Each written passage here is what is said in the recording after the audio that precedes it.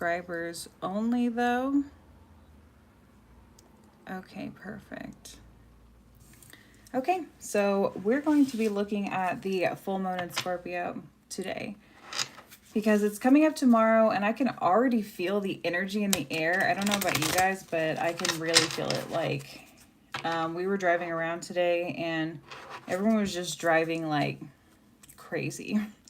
Like, not following the rules, being all over the place, and then they we even saw like a pretty bad wreck. Because I was like, if people keep driving like this, they're gonna wreck. So we're just gonna look at the general collective here. I read a little bit about the Scorpio full moon, and it was just basically about how, you know, Scorpio is about death and rebirth, letting things go, like moving on. I know a lot of people like Scorpio doesn't have the reputation for that, you know, but honestly, Scorpios are like, when they're done, you know, like type of energy. And then in the Taurus season, and Taurus is a little bit more stubborn, less likely to like move on from things and stuff like that. They get really like stuck in where they are. And they're both on opposite ends of the zodiac. So they kind of share a lot of, you know, similarities between them. But we're going to look at the Scorpio full moon, and we're going to do the Celtic cross method that I've been learning a little bit more about recently. So we're going to go through that. So the first thing we're going to do is look at the present. We already had 2 cards pop out. I'm going to say the present for us is the 2 of Cups, unity and partnership. So for a lot of us, the forefront of this full moon might have to do with relationships in our lives. Like, it doesn't always necessarily have to be romantic, but it can be. I mean, marriage was one of the key cards here. So just like, I guess our emotional attachments to relationships is kind of like what's in the present right now. And then the challenge we have is the 6 of Swords. We have Mercury and air here. And 6 of Swords, you can see they're like going through the water. So it's definitely like a transitional phase. So that's what we have with the challenge here, is transitioning to, I guess, a new perspective with our relationship. So a lot of us are going through this. Like, we're in some sort of relationship partnership. It could be a career partnership as well. It doesn't necessarily have to be romantic. It can be a friendship. It could be family. But in our present right now, a lot of us are focusing on relationships. And maybe like not necessarily like ending the current relationship, but maybe ending the way that things have been going. Like, maybe there's a need to change, like, what's it called? Have boundaries is maybe what we're getting here.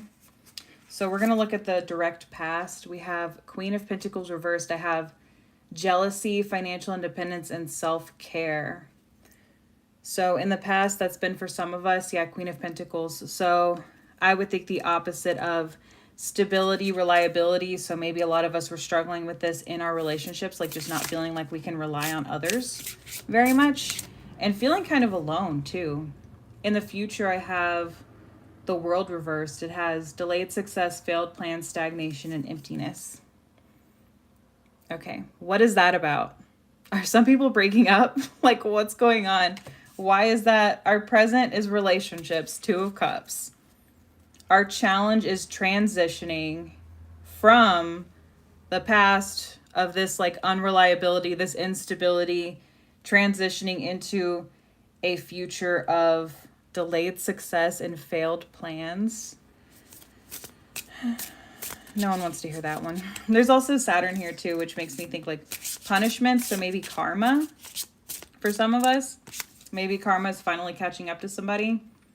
I do have in our consciousness, though, we have the 10 of Swords. It says failure, defeat, deep wounds, loss. I think of the 10 of Swords as like a 10 of Swords as a positive overall card, though, because 10 of Swords in our consciousness tells me that a lot of us are extremely aware of what we don't want anymore. We're like at the end. And honestly, I have been getting that message a lot in the readings I've been doing in my videos, is just like, we're coming to the end. The end is near. Like, Not like in a doom gloom way, like in a like whatever like toxic cycle that we're in. And so I think that maybe it's just that we're still going to be struggling for a while with that future card, but let's look at the subconscious. And maybe what we're thinking about that's not like super clear, but it still is there like in the background of our minds. I have Ace of Cups. It says proposal, marriage, intuition, spirituality, new feelings. We have the moon and water. So a lot of emotions with this card.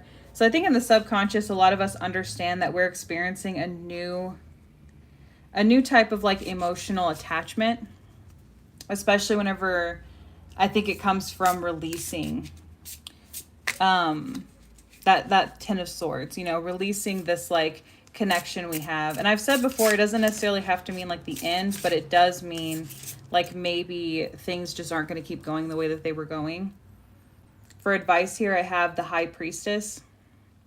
The High Priestess definitely makes me think intuition, our higher self, like maybe our higher self knows. Yeah, there's unconscious here, inner voice, mystery, divine wisdom, anima. That one also is moon and water. So a lot of emotions going on. I said at the beginning of this, people weren't in the live yet, but driving around today, people are driving just like completely unhinged. Like they do not care what's going to happen. But then I've also have seen wrecks while driving around today. So it's like, you got to protect yourself. Oh, there's Elsa. She's going to go lay in her spot. So the advice here is to listen to your intuition.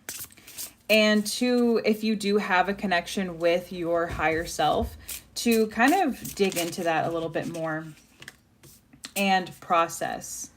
Process exactly like what's going on, like check in, check in with the energy, check in with yourself, like check in like psychologically, like what exactly is going on. And then an external influence we have here is 5 of Cups reversed, moving on, forgiveness, healing, acceptance. That's the external force. I'm getting for some people, though, that forgiveness is not something you want to do, but you are feeling forced to by people that you know. So just a reminder that, like, you literally don't have to forgive people. I know a lot of people have that in their philosophy, and if you do, that's fine. But, like, do not control what other people use to find healing. You know what I mean? If their healing isn't hurting other people and it's not harming themselves either.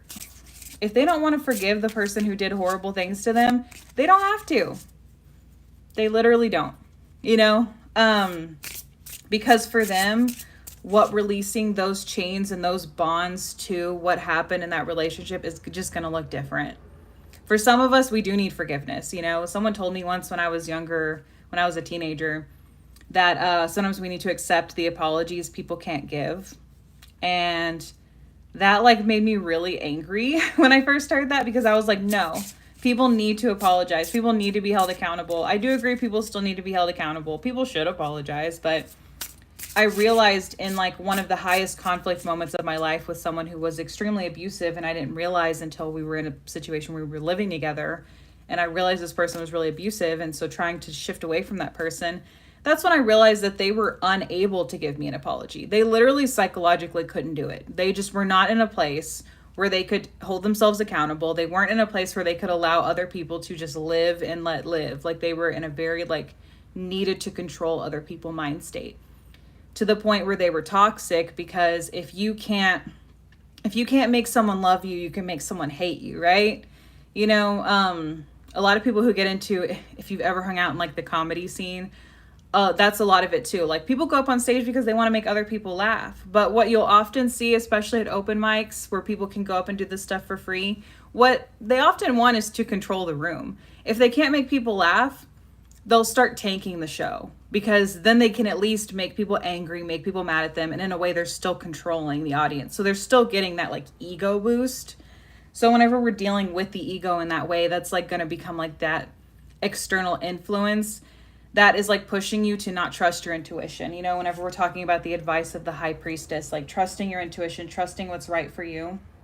And so the external influence is like wanting to move on from this situation. And so if for you, forgiveness is part of that, awesome. I totally support it. If for you, forgiveness is not that, but maybe you work on acceptance instead, you know, and maybe moving forward and accepting, hey, people like that exist. And now I'm in a position where I'm not being harmed by that person anymore. And I can move forward. And when I meet new people, I will now have the tools to not fall for the same thing again, or to not be in the same situation again. Or maybe, like, you know, if you're a child, then now you're an adult, you know what I mean? So now you have different tools you didn't have back then to now protect yourself in a way you weren't able to protect yourself before, right? So that's what's externally influencing us. But I'm still so concerned with that future card, the world reversed. Like, that makes me think that what we need to work on, because whenever we get something reversed, it's like what you need to work on is the opposite of that, right? With the card upright. So completion, harmony, accomplishment, achievement. So I think for a lot of us, we need to work on feeling good about our achievements, feeling good about what we accomplish in our lives. Maybe if you can't have harmony with the people that are currently upsetting you, maybe find harmony with other people, something like that. Let's see. Hello. And thank you. Happy Mother's Day.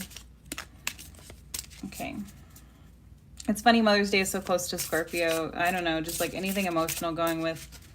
My mom has Scorpio signs, so maybe that's why Scorpio reminds me of my mom. Okay, so there we go. We're looking for hopes and fears here.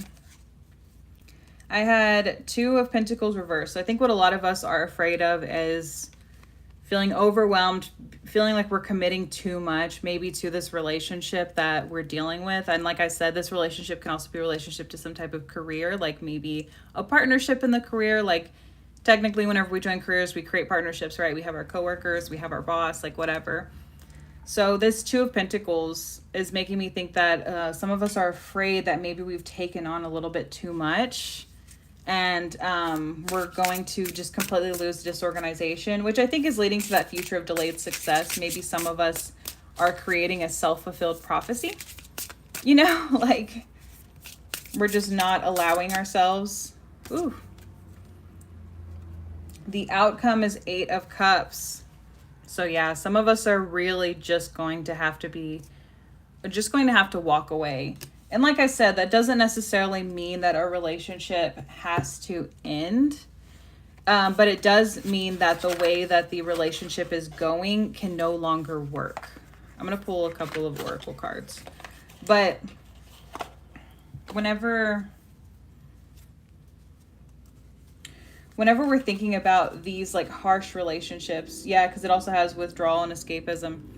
Whenever we're thinking about walking away from these relationships that just aren't working for us anymore, even if we've put a lot of work and effort into it, it still ends up being a much more positive future for us. You know, whenever we're finally able to just say like, no more, you know, it ends up being more positive. I'm going to shuffle this one more time. I kind of lost my thought process. I feel like I was going to say something else, but oh well. We'll get these oracle cards and look at what they mean, or what they can add to our reading here for the full moon in Scorpio.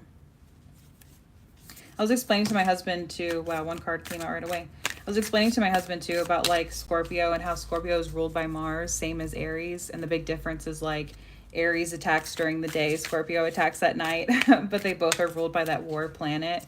So whenever we think of the full moon, we think about like a full moon would be like releasing something, right? So whenever we release this need to maybe like, what are we always fighting with? Like, what are we always fighting over? You know, what needs to be released so that we can just like let it go and move on? You know what I mean? Especially with that like death and rebirth, like, because Scorpio full moon is like the ultimate. It's the ultimate release. Okay. I got 3 cards here. So the first one that popped out to me was crafty. So for some of us, we're going to have to get really creative about how we can turn this world card right again, right? You know, nothing is ever set in stone. You know, if anybody tells you they can 100% predict something that's going to happen, that's not true. A prediction is just like whenever people use astrology or tarot, A prediction is just kind of like, here's what the current energy is telling me, but things can always change. Like you can hear something from a tarot reading or an astrology reading, and then you decide to do things differently and change your path, you know? So I think you're going to have to get a little bit crafty with how to allow success into your life, and how to combat these plans that you're trying to work towards. I have stagnation as well. So like, what is it that you're missing? What is it that you need to move forward? You know, and that's what you need to release during this full moon. What do you feel like you're always having to fight for? You're always having to, like, you can't be direct. You know what I mean? So I think you're going to have to be like really creative about how you make that happen for yourself. I also had gotten breathe here. The birds make me think of just like freedom, right? But also whenever we think of breathe, it's definitely like taking the time to just like sit with yourself. Whenever we have that high priestess over here, it's like take that time, like I said, to check in with your intuition and make sure that like things are going the way they're supposed to be going, like that you feel good about what's happening and things like that. And then the last thing we have here is drifting. And I think this is for those few cards we got that were a little scary, right? Like we had the Eight of Cups walking away, that world reversed. We had a few cards pop up that were a little scary. And that drifting, I think, is just reminding us to sometimes just like drift through life. And we really have to sometimes just trust that the universe has our back. That if, that, what's it called? You don't always have to have the answers right away. Sometimes it does take soul searching. It takes looking into yourself and like digging into your intuition and everything to get to that point of having an answer. So maybe we're not at the world yet. Maybe we're not at this like successful end, but the end is coming with that 10 of swords. So like we're getting close to that end, but what exactly do we need to complete our journey? What exactly is left to be learned so that we don't live in these same cycles repeatedly with the relationships in our lives? And that's what we should be focusing on for this full moon in Scorpio, is like what to release when it comes to our relationships that is causing us harm in different ways. So that's what I have for you. Thanks for tuning in. I got more views and likes than I think I have before, so that makes me feel good. And follow me so that you can comment along next time if you want to. I'm leaving it on subscribers only to leave out bots because the bots last time were crazy. But yeah, thank you so much for watching, and I'll see you next time.